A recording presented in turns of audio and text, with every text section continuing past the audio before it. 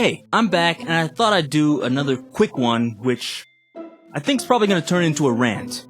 So what I'm talking about today is the Tokyo Olympics. You can see it here, and it says Tokyo Olympics is looking for volunteers, but may have a hard time finding them. You're thinking like, the Olympics are really popular. Why are they going to have a hard time finding people to volunteer, you know? Especially because, Japanese people are really nice, and they really like helping out. But here's what they're going to do. So it says, on July 4th, news organization Asahi Shimbun reported on a draft of requirements to become a volunteer for the 2020 Olympic and Paralympic Games issued by the organizing committee. Here is a brief rundown of some of the conditions and qualities that a potential volunteer should be able to meet. So of course, they have to have some requirements. That's normal. The first one is possess communication skills. Of course, you don't want somebody antisocial out there, so it's perfectly reasonable. Speak a foreign language. Considering most people in the world don't speak Japanese, that's pretty reasonable. I mean, Japan's really only spoken in Japan, and I guess there's some people in other countries that can speak it, but it's reasonable to be able to speak a foreign language, although it is somewhat rare in Japan. Next one. Work over 10 8-hour days. What? Who can work 10 days straight at 8 hours a day? I imagine all these people have jobs. If you don't know, if you can speak a foreign language in Japan and speak Japanese, it's fairly easy for you to get a job. You're in high demand. These people, I'm sure they don't want to work for 10 days for free, especially 8-hour days. The Olympic Committee, they've lost their minds. Let's go on to the next one. It says, have knowledge of events or experience watching them live. That seems somewhat reasonable, but to be honest, I don't think lots of people are going to have experience with some of the less popular events like shot put or javelin throw, but who knows? Hopefully they can get people for that. Next one, be over 18 years old in 2020. Perfectly reasonable. Next, go through 3 stages of training and an interview. Come on, man, you're not paying these people. I understand you want them to, know some things and you want a certain standard to be met, but 3 stages of training and an interview, cut that down to 1 stage of training and maybe an interview, a short interview. Last one, pay for own transportation and accommodation. Are you kidding me? They want these people to pay for transportation and their own room and board for this for 10 days. I can understand this if everyone, lived in Tokyo, but I imagine lots of these people are going to be coming from places like Osaka, maybe even Hokkaido or Okinawa. They're not going to want to pay for, a trip. You know how much that costs to get from Hokkaido to Tokyo and then stay in a hotel for 10 days? Especially considering this is going to be going on during the Olympics. So, 1, there probably isn't going to be accommodation, and 2, even if there is, the prices are going to be jacked up, so, it's going to be costing these people, I imagine, at least 50,000 yen if they're from out of town.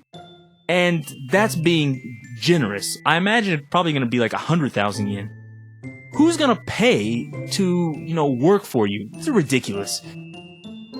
Okay, now, here we go. It says, of course, being this is a volunteer position, there's no payment for those selected. But the organizing committee points out that they can keep their uniforms for free. Oh, thank you. You can keep the uniforms.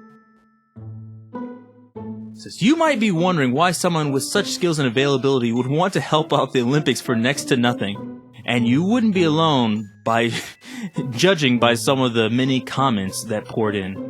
So there's people from around the web and they're saying a bunch of stuff about this. Basically what I'm saying, like this person here says, I'd have a hard time hiring people like that for 2,000 yen an hour. Makes perfect sense. I don't think you could get somebody to do all that work for 2,000 yen an hour. It's crazy. So other people understand this. I don't understand how normal people understand this, but the Olympic Committee doesn't.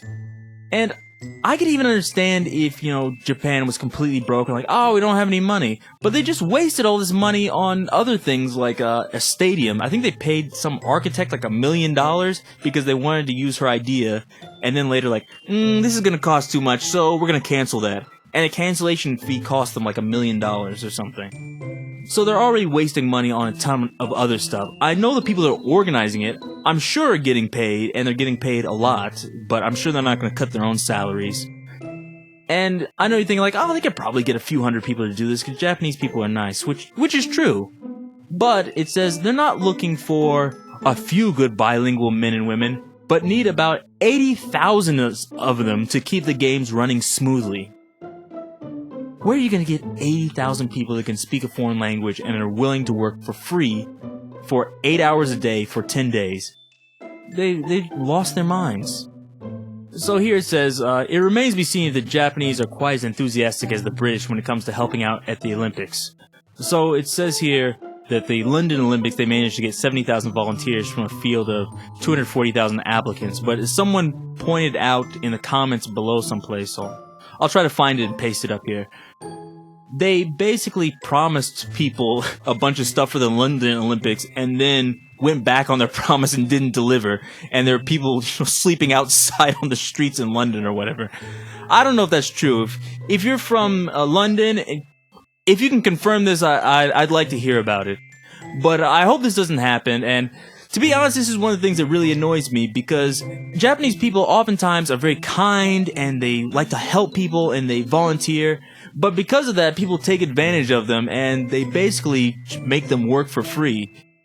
Actually, the biggest crime in Japan isn't murder or, muggings or things. The biggest crime is wage theft. There's lots of people that will try to get Japanese people to work for free and then never pay them and then rip them off. But it looks like it's going to happen again, but to be honest, I don't think they're going to find 80,000 people they can rip off. I think this could be a disaster if they don't change things. One person said, or a few people said, during the Nagano Olympics, the volunteers came from companies. So I guess what they're going to do is they're going to say like, oh, you're a volunteer, and just give people days off work to work there. And I guess they'll get paid, hopefully. But we'll see.